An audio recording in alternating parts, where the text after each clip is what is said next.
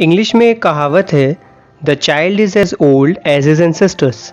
यानी कि बच्चे की एज उतनी ही होती है जितने पुराने उसके पूर्वज हैं।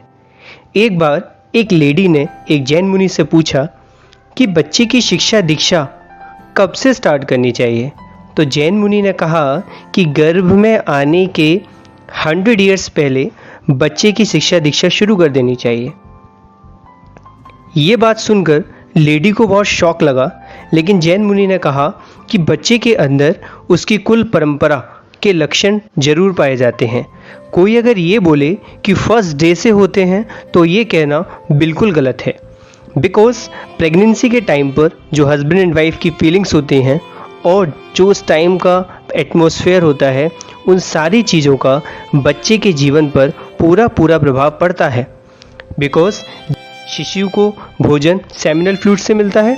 सेमिनल फ्लूइड से जो उसको भोजन मिलेगा, उसकी क्या फीलिंग्स हैं, इसका प्रभाव पूरा बच्चे के ऊपर पड़ता है।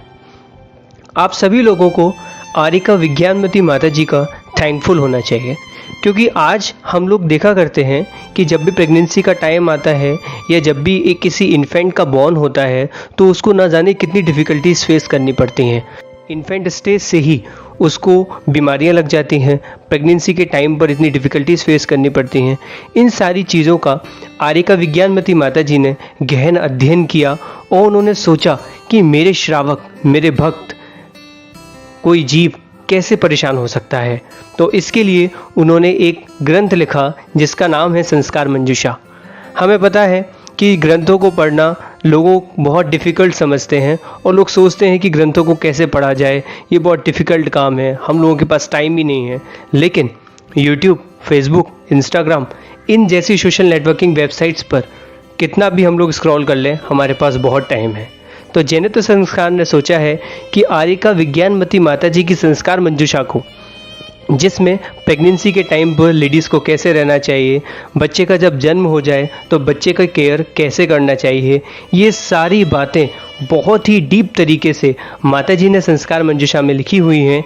और जैनेत्र संस्कार ने सोचा है कि वो सारी की सारी बातें आपको एक सीरीज़ के माध्यम से, एक एपिसोड्स के माध्यम से यूट्यूब पर प्रोवाइड करें।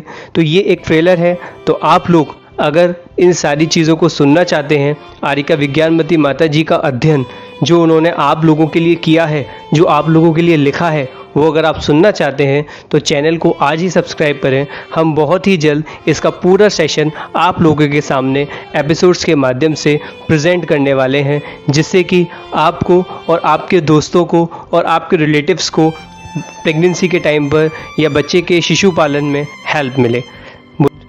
सब्सक्राइब करना ना भूलें, क्योंकि अगर आप सब्सक्राइब करेंगे तो आपको टाइम टू टाइम नोटिफिकेशन मिलता रहेगा कि आरिका माँ आपसे क्या कह रही हैं।